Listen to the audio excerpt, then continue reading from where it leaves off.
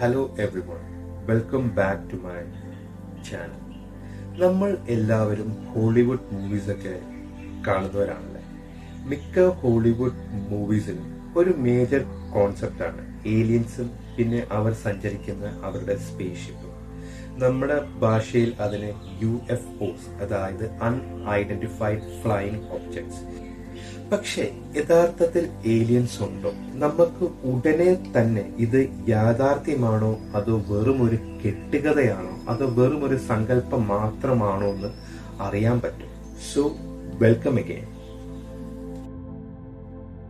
ഈ ഒരു വസ്തുതയുടെ സത്യം നമുക്കുടനെ തന്നെ മനസ്സിലാക്കാൻ കഴിയും. മറ്റൊരു ഗാലക്സിയിൽ നിന്ന്, അതായത് മറ്റൊരു നക്ഷത്ര സമൂഹത്തിൽ നിന്ന് ഒരു അതിഥി നമ്മുടെ സൗരയുധത്തിലേക്ക് എത്തിക്കൊണ്ടിരിക്കുകയാണ്. അതായത് നമ്മുടെ സോളാർ സിസ്റ്റം. ഇത് നമ്മുടെ ഭൂമിക്ക് സമീപത്തു കൂടി കടന്നു പോകുമെന്നാണ് ശാസ്ത്രജ്ഞന്മാരുടെ നിഗമനം. ഇത് ഒരു അന്യഗ്രഹ പേടകമാണോ അതോ മറ്റൊരു ഗാലക്സിയിൽ നിന്ന്, അതായത് നക്ഷത്ര സമൂഹത്തിൽ നിന്നുള്ള ഒരു സാധാരണ വാൽനക്ഷത്രമാണ്? അതെ, നാസയുടെ, അതായത് അമേരിക്കയിലെ നാഷണൽ എയറോനോട്ടിക്സ് ആൻഡ് സ്പേസ് ഏജൻസിയുടെ Atlas asteroid terrestrial impact last alert system ATLAS. Atlas എന്ന് വെച്ചാൽ നാസയുടെ കീഴിലുള്ള ടെലിസ്കോപ്പുകളുടെ ഒരു സമൂഹമാണ്. അതായത് ഇവർക്ക് പല സ്ഥലത്തായി പല പല ടെലിസ്കോപ്പുകൾ വെച്ചിട്ടുണ്ട്. ആ ഒരു ടെലിസ്കോപ്പുകളുടെ ഒരു ഗ്രൂപ്പാണ് അറ്റ്ലസ് എന്ന് പറയുന്നത്. സോ അറ്റ്ലസ് അനുസരിച്ച് ഈ വാൽ നക്ഷത്രം അല്ലെങ്കിൽ അന്യഗ്രഹ പേടകം, ഇതിനെക്കുറിച്ച് നമ്മൾ കൂടുതൽ ചർച്ച ചെയ്യുന്നതായിരിക്കും. മണിക്കൂറിൽ 2 ലക്ഷം കിലോമീറ്ററിലധികം വേഗതയിലാണ് സഞ്ചരിക്കുന്നത്.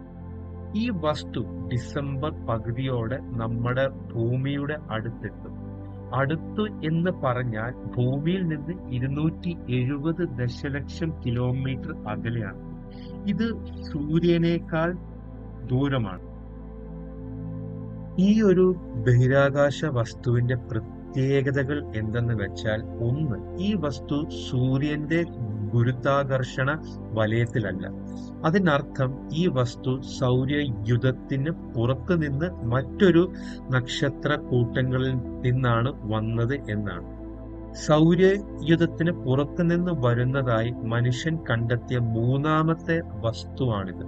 അതുകൊണ്ടാണ് ഇതിനെ 3I എന്ന് പേര് നൽകിയത്, അതായത് തേർഡ് ഇന്റർസ്റ്റെല്ലാർ.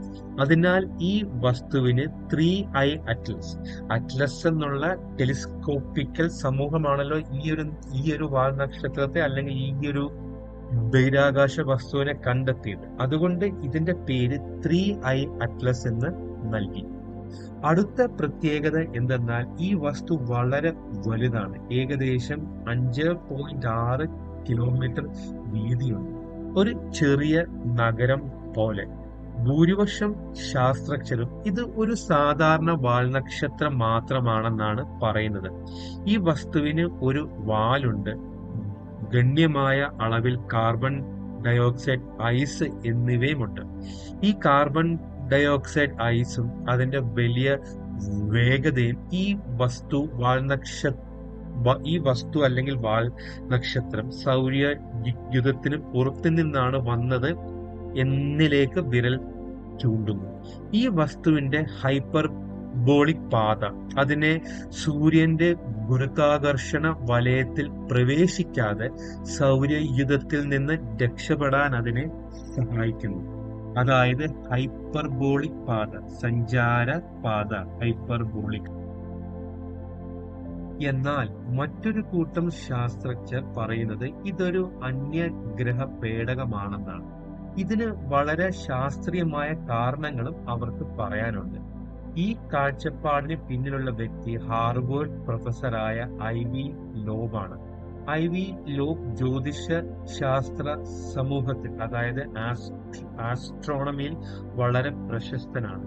ഇത് സ്വാഭാവികമല്ലെന്നും രൂപകൽപ്പനയിലും കൃത്രിമമാണെന്നും ചൂണ്ടിക്കാണിക്കുന്ന ചില പ്രത്യേകതകൾ ഇതിനുണ്ടെന്നാണ് അദ്ദേഹം പറയുന്നത്. അദ്ദേഹം പറയുന്ന കാരണങ്ങൾ ഇതൊക്കെയാണ്. അതായത് ഒന്ന്, സൂര്യനിലേക്കുള്ള ജെറ്റ്, അതായത് വാൽ നക്ഷത്രങ്ങളുടെ വാൽ സാധാരണമായി സൗരവാതം അതായത് സോളാർ വിൻഡ്സ് കാരണം സൂര്യനിൽ നിന്ന് അകന്ന് പോകുന്നതാണ് പതിവ്. എന്നാൽ 3i അറ്റ്ലസിൽ നിന്നുള്ള സൂര്യനെ ലക്ഷ്യമാക്കി ഒരു പദാർത്ഥ പ്രവാഹം പുറത്ത് വരുന്നത് നിരീക്ഷിക്കപ്പെട്ടിട്ടുണ്ട്, അതായത് സൂര്യനിലോട്ട്. 2, ഒരു വ്യവസായിക സംയുക്തം, അതായത് A chemical compound which is being used in the industrial purpose. വിശകലനത്തിൽ നിക്കൽ ടെട്രാകാർബണൈൽ എന്ന ഒരു സംയുക്തം കണ്ടെത്തി. ഭൂമിയിൽ നിക്കൽ ശുദ്ധീകരണവുമായി ബന്ധപ്പെട്ട വ്യാവസായിക പ്രക്രിയകളിൽ മാത്രം കാണുന്ന ഒരു സംയുക്തമാണിത്, അതായത് കെമിക്കൽ കോമ്പൗണ്ട്. സാധാരണ വാൽനക്ഷത്രങ്ങളിൽ ഇത് അസാധാരണമാണ്. പിന്നത്തെ ഒരു കാരണം എന്ന് വെച്ചാൽ നമ്മുടെ ഗ്രഹങ്ങളായ ശുക്രൻ, ചൊവ്വ, വ്യാഴം എന്നിവയുടെ ഭ്രമണപഥവുമായി ഇതിന്റെ പാത കൃത്യമായി വിന്യസിക്കപ്പെട്ടിരിക്കുന്നു, അതായത് ഓർബിറ്റുമായി. ഡോക്ടർ ലോബ് അഭിപ്രായപ്പെടുന്നത് ഇത് നമ്മുടെ ഉൾസൗരയൂഥത്തെ, അതായത് ഇന്നർ സോളാർ സിസ്റ്റത്തെ നിരീക്ഷിക്കാൻ ലക്ഷ്യമിടുന്ന ഒരു അന്യഗ്രഹ ബുദ്ധിക്ക് പല ഗുണങ്ങളും നൽകുന്നുണ്ടെന്നാണ് പറയുന്നത്. അതായത് ഈ ഒരു പാത, ഈ ഒരു ഓർബിറ്റിന്റെ പ്രത്യേകത.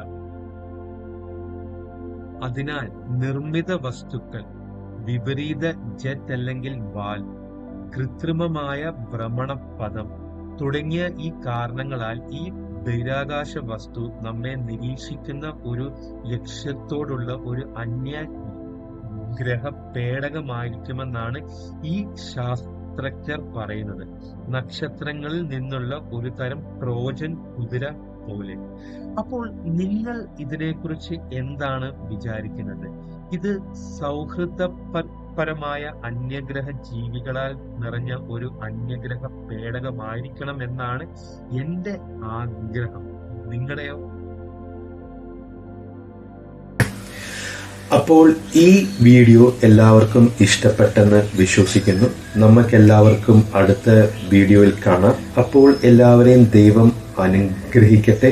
God bless you all and bye bye.